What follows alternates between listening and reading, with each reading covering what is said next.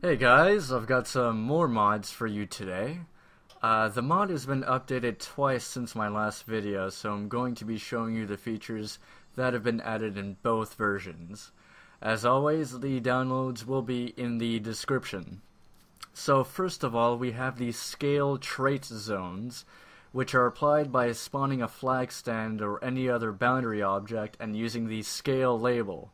You can use different spawn sequence numbers for different sizes. Small numbers will make you tiny, and big numbers will make you super huge. These traits will be applied to any object or player that enters them. This allows people to create interesting props for machinima. For example, I had the idea of spawning a tiny banshee and damaging it, thus creating a flame.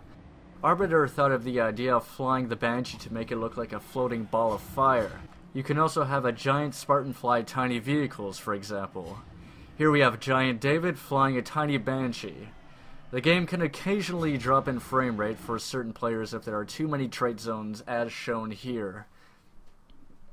I described what attachment labels are in the previous video, but now I'm going to show you just one of many possible creations you can make using this mod.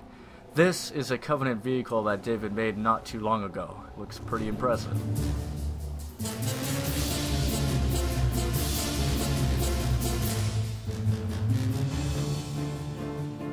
Another update is that the Spartan and Elite models are now holding new weapons.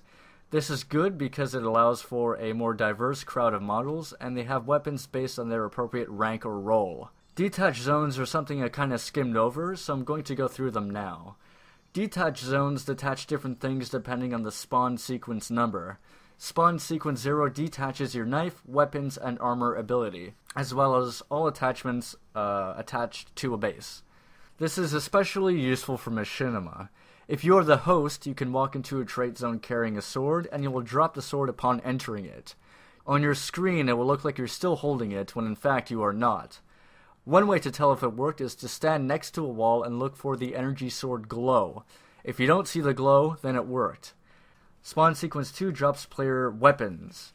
However, when you crouch down, the character does a strange animation. Personally, I'd stick with spawn sequence 0 if you want to drop weapons. -1 detaches all things belonging to players, much like spawn sequence 0. Finally, spawn sequence -2 spawns you into a monitor. Now you can actually have a monitor fly around with regular players in the game. I see this being very useful for machinima directors who need to quickly get around and show people where to go. We also have the lift label now that works for boundaries. Spawn a boundary object and apply the lift label. When you go through it, you'll be launched into the air. A light version of the mod has been made which allows it to be applied to all maps now. Downloads for the light version and version 1.27 are in the description.